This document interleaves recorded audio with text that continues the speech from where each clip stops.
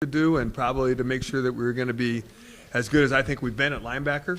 And I thought going in that we probably had the talent to do that. So I think those are the biggest questions, and probably get some of the transfer players enough reps where they come back in the fall, they're going to feel comfortable. So I'd start with the quarterback position. Kai Ross, I think, did some really good things Saturday in our scrimmage.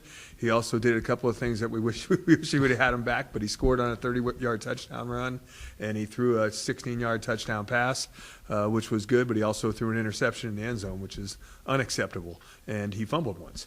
So he's made a lot of progress. I think he understands the offense better, but I think he still has a ways to go to be that kind of a guy, and we'll see how he does this Saturday in a real game situation where the chains are moving and live shots are firing at him. How is that quarterback thing going to break down on Saturday? Are we going to see a lot of Chris Brown, or are we going to see more Dano and more Kai?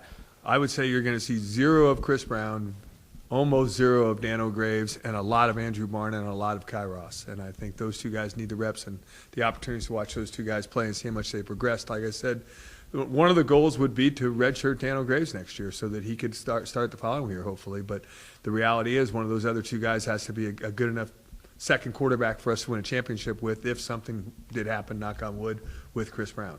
So is that the plan now? I would say right now wouldn't be ready to say yes to Dano to that. It would be unfair for me to say yes now and then no next year. So I think it's probably going to go into the first couple of weeks of camp next year. But Dano has had a tremendous spring, and we held him out of everything on Saturday and probably will again this Saturday. It's to be determined. He might get 1 or 2 series. I know when we talked to you last, you said the main thing for you as the head coach is to stay healthy. How healthy have you stayed over the course of the spring? Well, not as healthy as I would like, considering Willie Tucker, who's coming back from surgery in the fall, just had surgery again this morning, but he's going to be fine. It's just that he's missed the entire spring, and he really hasn't played football for 14 or 15 months. That's a long time to be out of the game, so we're hoping that he's going to be able to come back and be healthy. Corey Garcia, our all-conference running back, gained 1,100 yards last year, also has surgery on Wednesday of this week. Those are things you don't want to see happen in the spring, but sometimes in football they do, and they're both just non-contact injuries, so there's not much you can do about that. Other than that, I think we've stayed fairly healthy, and I think overall that guys have gotten the repetitions they need in order to make sure that they're ready for fall on August 9th. Are those injuries that accumulated over the course of spring, or are they aggravations like from Willie's is it never really healed probably properly in the first place, but he tried to push it and tried to get better and all those great things, but unfortunately he plays a pretty stressful position for your knee.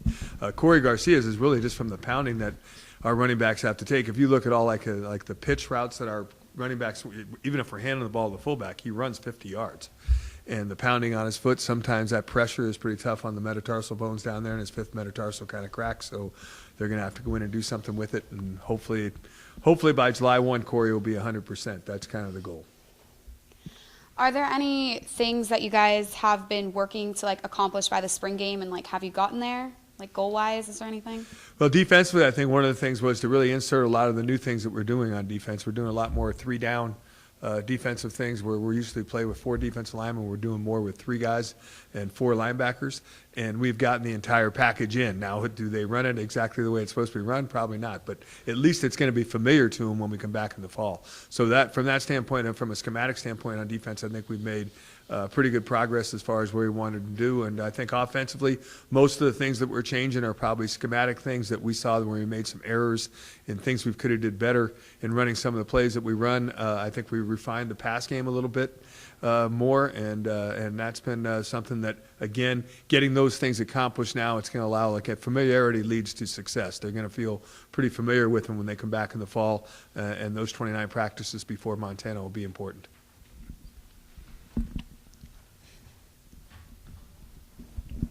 So what do you hope to see Saturday? A couple of things we hope to happen on Saturday. For our past guys, for Nick DeZubnar and Cameron Anko, I hope they get drafted. But in reality, I hope they both get an opportunity to continue to play, and I think they will, and I think that'll happen by Saturday night. But for us in the immediate future, number 1, I would like to see Kai Ross eliminate some of the mistakes he made this past Saturday and really show that he learned from those mistakes that he made this past Saturday. And I think defensively, I think one of the things that we have to challenge our guys with, we have some guys like Joe Gigantino who hasn't started really a football game since he was in high school, and he was coming off an injury last year, came back and did well. But you should have, we had a 13-play drive on Saturday, and the defense was absolutely gassed. And one of the things they're going to have to do is learn how to play when they get tired. And that's part of the process of playing the game of football, is pushing you through it. So defensively, I want to see us play fast, but I want to see us be able to finish drives and get off the field when they need to get off the field. And I think that's a challenge they'll have all the time. And for me, the stay healthy part of it. And, a lot of people have asked about kicking. We have 5 walk-on kickers out there, and we need them. And I'm not going to say we don't. And a couple of them have really made a really good visible statement so far, but they haven't had any live bullets at them. And they'll have some live things happening to them Saturday, and it'll be in the stadium for the field goal kickoff part of it, which will be good for them to see how they respond to being in that type of environment too. But I think a couple of them actually could make a statement as far as helping us become a better football team. Then what happens between the game Saturday and late summer?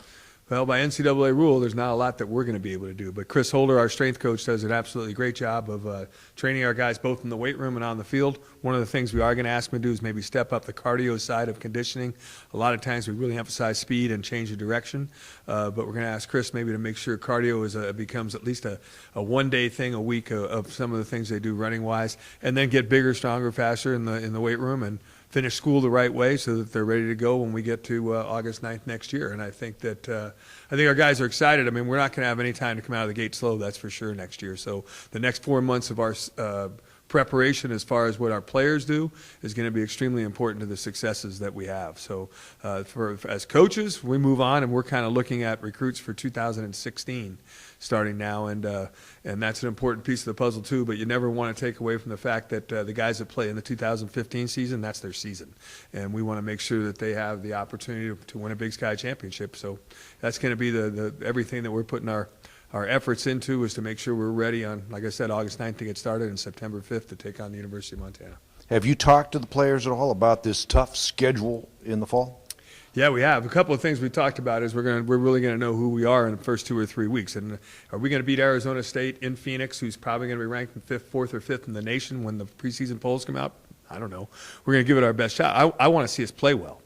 And so, I mean, really, you look at it, Montana on the road, Arizona State on the road, Northern Iowa here. And Northern Iowa is going to be ranked in the top 10 in FCS. In our first home game, we'll probably have a great crowd and a great opportunity. If we can come out of that stretch 2-1, I'm going to feel very good about where we'll be for the rest of the year. So it's really important. But one of the things, we're trying to really emphasize that faceless except for Davis thing. I think we're trying to say that we really don't care who our opponent is except for UC Davis. We always have to remember that is our rival, and that is one of our goals and all those things. But the rest of the time, it's all about how we play. If we just take care of business and go play, then hopefully good things are going to happen. And I think all coaches really, we all want to win. We all love winning. But, I've won some sloppy games in my coaching career. And was I happy we won? Yeah. But when I went back and looked back at it the years before, I've seen us play great games and lose, and that's really unfortunate. So I want us to play well and play hard and play the way we're capable of playing, like Cal Poly Mustangs. And if we do that, I think the wins and losses will take care of themselves. Anything else you want to add about the team at this point in the spring season? Well, I think that we're young. Next year we're only going to have 11 seniors. So, I mean, we're extremely young. We have 90 guys out there. There's only going to be 89. When I bring everybody in next year at 105, 94 guys will return. So the future is bright, not only next year, but all those things. But, some of the seniors, it's important. A guy like Chris Brown, I'm sure, wants to go out with a championship. And that opportunity has been there for the last 2 years, and we haven't capitalized on the opportunity that we created for ourselves. And this year, it's his last go-around.